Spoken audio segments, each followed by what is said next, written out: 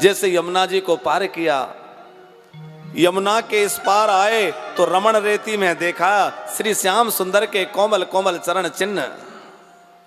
जो कोमल बालू है उस बालुका में, कोमल बालुका में कृष्ण के चरण चिन्हों को देखा। प्रेम विह्वल हो गए अक्रूर जी, पहचान गए जिन चरण चिन्हों में ध्वजा बनी है, अंकुश बना है, ये कोई और के चरण चिन्ह नहीं हो सकते, मेरे परमात्मा श्री कृष्ण के चरण चिन्ह है। और जिस भूमि पर मेरे प्रभु नंगे पैर विचरण करते हैं, मैं रथ में बैठ के जाऊं? कूद पड़े रथ से और जो चरण चिन्हों वाली धूल है उस धूल को उठा करके अपने शरीर में चर्चित करने लगे। भरत जी जब चित्रकूट जा रहे हैं तो क्या कह रहे हैं? वशिष्ठ जी ने कहा, भरत जहां तक राम जी रथ में गए हैं वहां तक तो रथ में बैठ जाओ, तुम्हारे कारण सारी प्रजा पैदल चल रही है। भरत जी कह रहे हैं, सिर वल जाऊं, सिर वल जाऊं उचित अस मोरा, और सब ते सेवक धर्म कठोर। सेवक का धर्म बड़ा विचित्र है, बड़ा कठोर है। अक्रूर जी महाराज चले जा रहे, सवेरे से मथुरा से निकले और संध्या काल में ब्रज में पहुंचे। अब आप लोग जो मथुरा दर्शन करने, ब्रज दर्शन करने गए, देखा होगा वृंदावन की दूरी मथुरा से बहुत ज्यादा दूर नहीं है, लोग पैदल भी चले जाते हैं। और उसमें अक्रूर जी महाराज रथ से गए और सवेरे के गए और रात हो गई, पहुंचते पहुंचते शाम को पहुंचे। तो इतना समय कैसे लग गया?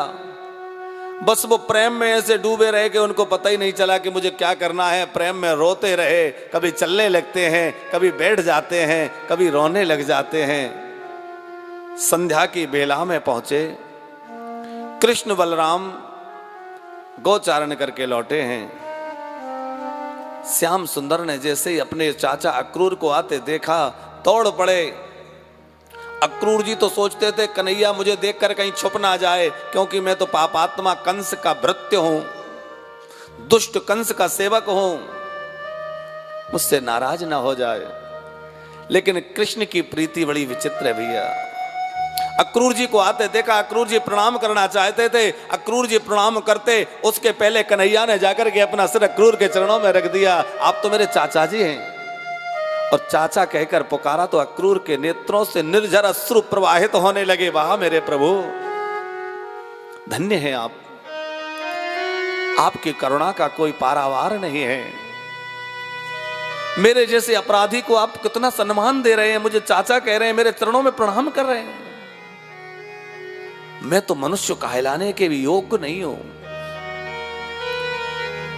कंस के षड्यंत्र की बात कृष्ण को कही और कृष्ण सुनकर के कहने लगे, चाचा जी ये षड्यंत्र वाली बात यहां किसी को पता नहीं चलना चाहिए, वरना मेरा जाना मुश्किल हो जाएगा। नंद बाबा को पता चला अक्रूर जी आए हैं, बहुत सत्कार किया है। नंद बाबा ने भोजन कराया, आगमन का कारण पूछा, धनुष यज्ञ में मुझे बुलाया है। ये सुनकर नंद बाबा बड़े प्रसन्न हुए। नंद जी तो प्रसन्न है कि चलो बच्चों को नगर देखने का सौभाग्य मिलेगा, अच्छा है, कुछ भ्रमण इसी बहाने हो जाएगा बालकों का। जब से प्रकट हुए अभी तक कहीं गए ही नहीं लाला व्रत छोड़कर बाहर। लेकिन जब यशोदा रानी को पता चला, यशोदा जी का हृदय फटने लगा, यशोदा के आंखों से अश्रु प्रवाह होने लगा। रो पड़ी यशोदा जी। समझाया, देवी क्या क्यों रो रही हो, क्या हुआ?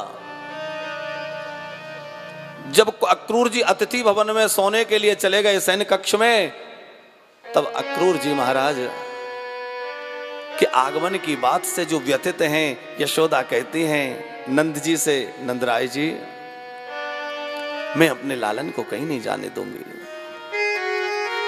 मैंने 3 दिन पहले एक भयानक स्वप्न देखा कि मेरा लाला मुझे छोड़ के कहीं बहुत दूर चला गया है मुझसे, अब मैं उसको कहीं नहीं जाने दूंगी, मैं ऐसा नहीं होने दूंगी। समझाया नंद जी ने, तू बाबरी है गई है, लाला आप बहुत छोटे नहीं है, बड़े हो गए हैं, जाएंगे आएंगे, कुछ देखेंगे कुछ सीखेंगे, जाने दो। नंद बाबा तो समझा बुझा करके अपने सैन खंड में गए। कन्हैया ने उठ करके देखा कि सेज पर मैया नहीं है, कहां गई। बाहर निकले तो एक स्तंभ का आश्रय लेकर के खंबे के सहारे मैया बैठी है, निर्जर अश्रु बह रहे हैं और अपने लालन के याद में रो रही है। रोती हुई मैया यशोदा को देख करके श्री कृष्ण गए। रोती हुई मैया यशोदा की कलवैया डाल ली। अपने लालन को सहसा आया हुआ देख करके लाला के उस कोमल संस्पर्श को पाकर के मैया आह्लादित हो गई। हृदय में प्रेम उमड़ आया, वात्सल्य की हिलोर लेने लगी। हृदय से प्रेम ही अश्रु बिंदु बनकर के नेत्रों से बहने लगा और लाला का मनो अभिषेक करती हुई कहने लगी, लालन क्या तू मुझे छोड़ देगा?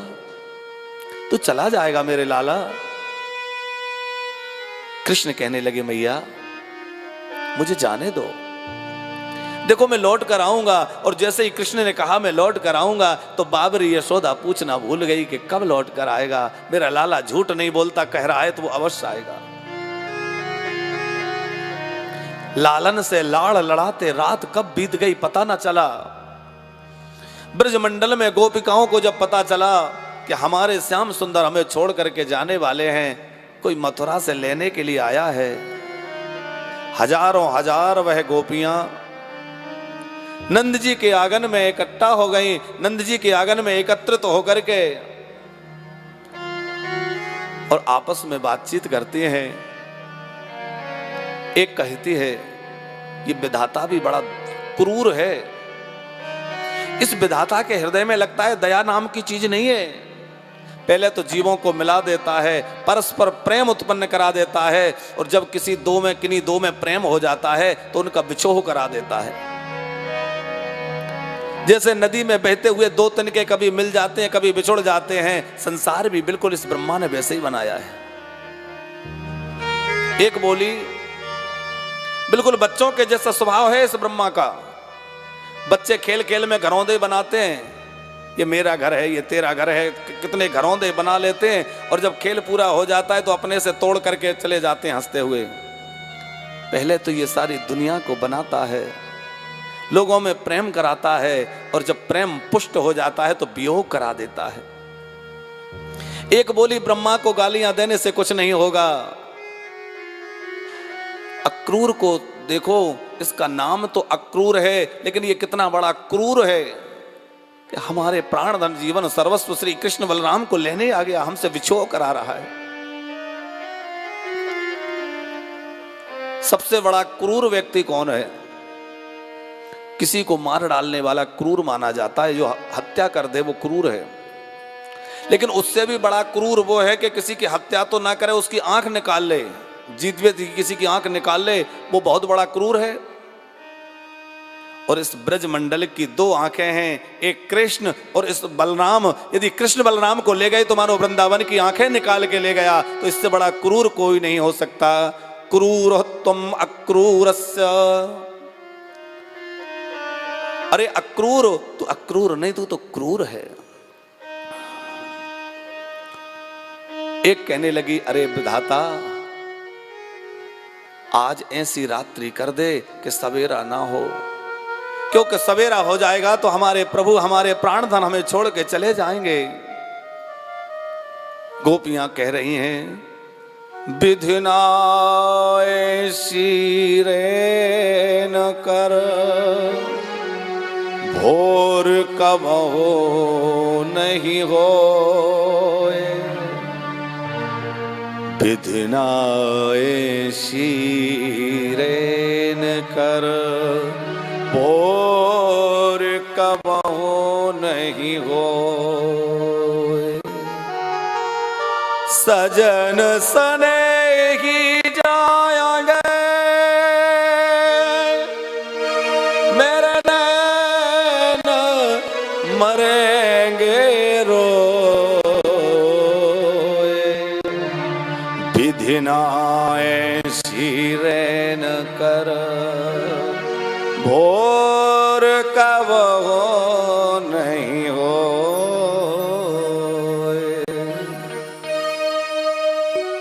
धीरे धीरे रात व्यतीत हुई, भोर का शब्द, भोर होने लगी, पक्षियों का कलरव बढ़ गया। वृद्धा गोपियां घरों में दधि मंथन आरंभ कर दिया है। अब तो गोपियां अधीर हो गईं, अब तो जाने का अवसर आ गया है। श्री कृष्ण और बलराम रथ पर बैठे हैं, सने सने रथ बाहर निकला और जैसे ही रथ को आते हुए देखा, गोपियां व्याकुल होकर रथ के आगे लेट गईं। जाना है, हम नहीं रोकेंगी, क्योंकि प्रेम का लक्षण है। नारद भक्ति सूत्र में नारद जी कह रहे हैं, तत् सुखे सुखित्वम इति प्रेम लक्षणम। प्रेम वो है जो अपने प्रेमास्पद के सुख में ही अपने सुख की अनुभूति करे। राजी तेरी रजा में, तू जहां खुश रहेगा उसी में हम भी खुश हैं, जा। लेकिन एक निवेदन है, तेरा ये रथ हमारे ऊपर से निकाल दे। रथ हम रथ के आगे लेट जाएंगे, हमारे ऊपर से रथ चलाना और जहां जाना है चले जाना। कृष्ण ने बहुत आग्रह किया, जब गोपियां नहीं हटी रथ के सामने से, रथ से उतर करके श्री कृष्ण गए हैं श्री राधा रानी के पास में। कुछ दूरी पर राधा रानी उन्मनीषी दशा में है, अर्धमूर्छा की अवस्था। श्री कृष्ण के आगमन का देख करके सहसा अपने कमल से नेत्र खोल करके मुखारविंद को निहारने लगी।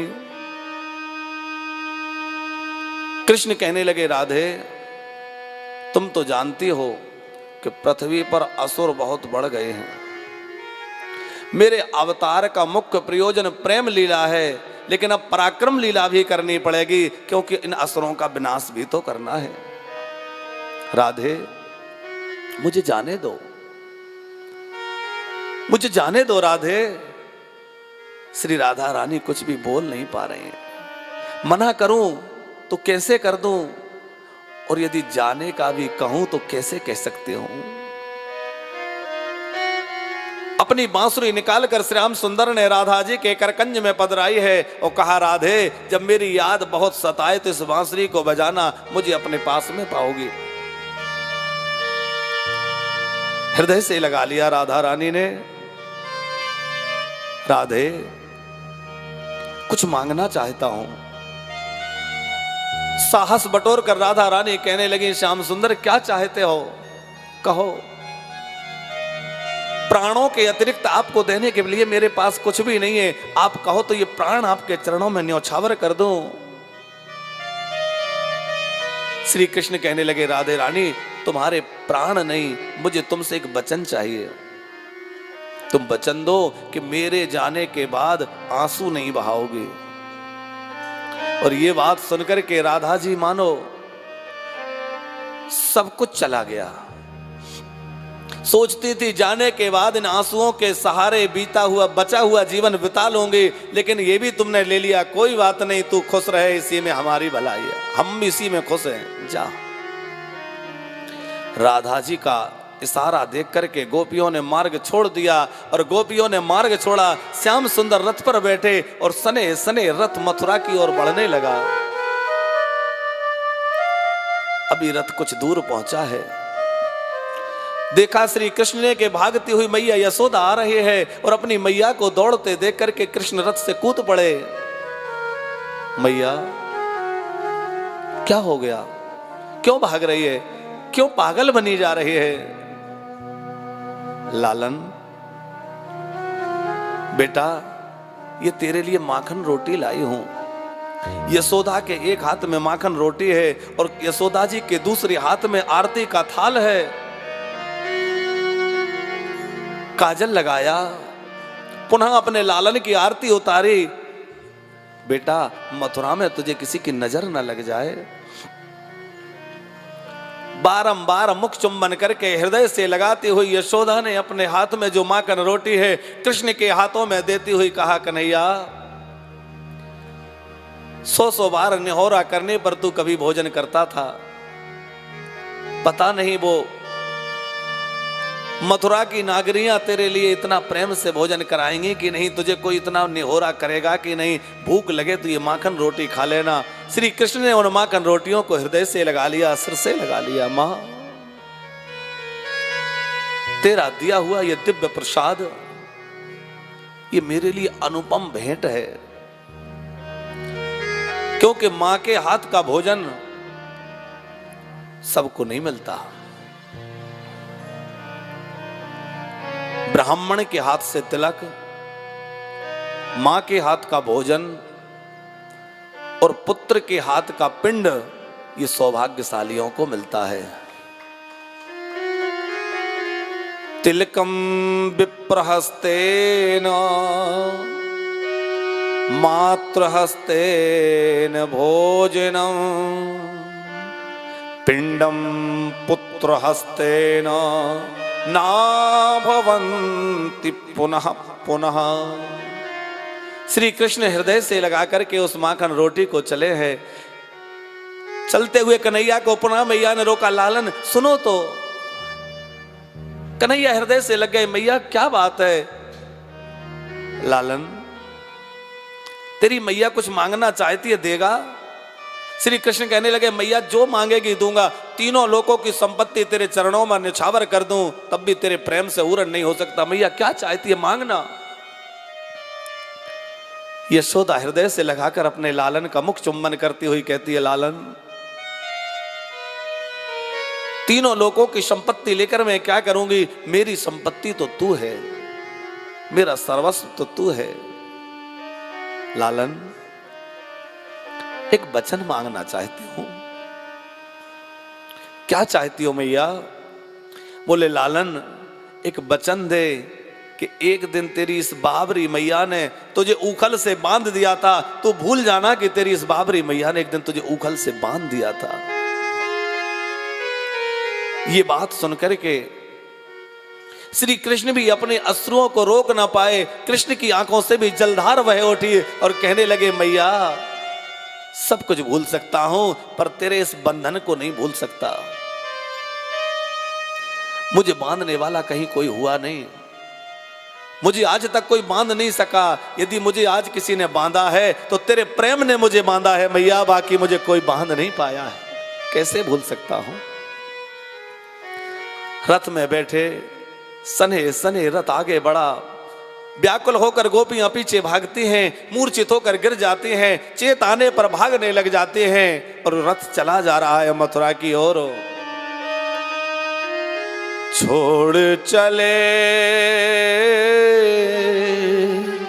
आज कृष्ण बलराम, बिरज को छोड़ चले, छोड़ चले आज कृष्ण बलराम, बिरज को छोड़ चले। ओ छोड़ चले आज कृष्ण बलराम, बिरज को छोड़ चले, छोड़ चले हे हरे आज कृष्ण, हे कन्हैया, हे श्याम सुंदर, रुक जाओ, पुकार रहे हैं गोपियां। छोड़ चले ओ जैसे बछड़ा खो जाने पर रोया करती गैया, ऐसे बछड़ा खो जाने पर रोया करती गैया, ऐसे रो रो देख रही है गोपी यशोदा मैया, ऐसे रो रो देख रही है गोपी यशोदा मैया। ओ नर नारे और पशु पक्षी ने को, नर नारी और पशु पक्षी ने को, नर नारे और पशु पक्षी न को पशु पक्षिन को नीर बहाता छोड़ चले आज कृष्ण बलराम बिरजी को छोड़ चले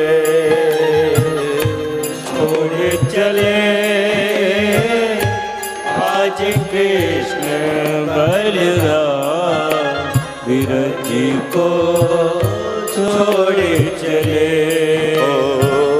नगर नगर और डगर डगरों में खड़े सभी ब्रजवासी नगर नगर और डगर डगर में खड़े सभी ब्रजवासी। वृंदावन की छोड़ के भूमि बन गए मथुरावासी वृंदावन की छोड़ के भूमि बन गए मथुरावासी। गोपी ग्वाले और श्री राधा से गोपी ग्वाले और श्री राधा प्रेम का नाता छोड़ चले आज कृष्ण बलराम बिरज को छोड़ चले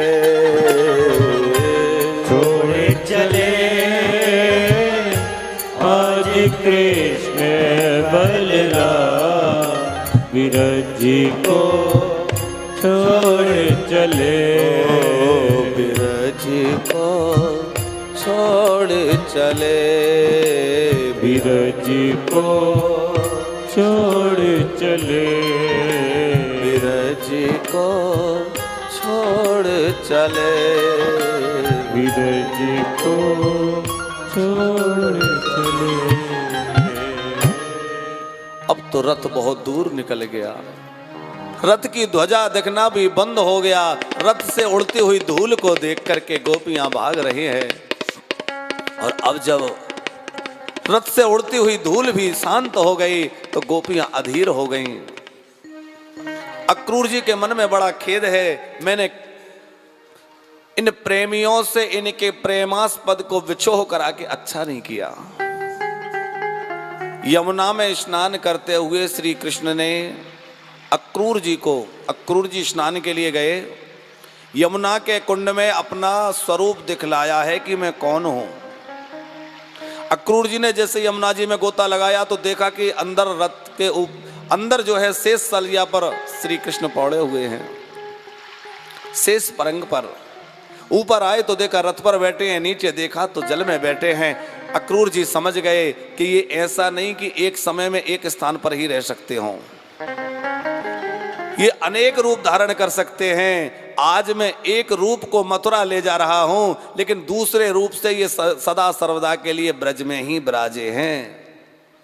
क्योंकि गोपियों को प्रभु ने एक वचन दिया था, वृंदावनम प्रत्यज्यो पादमेकम न गच्छति, मैं ब्रज को छोड़ के कभी बाहर जाता ही नहीं हूं।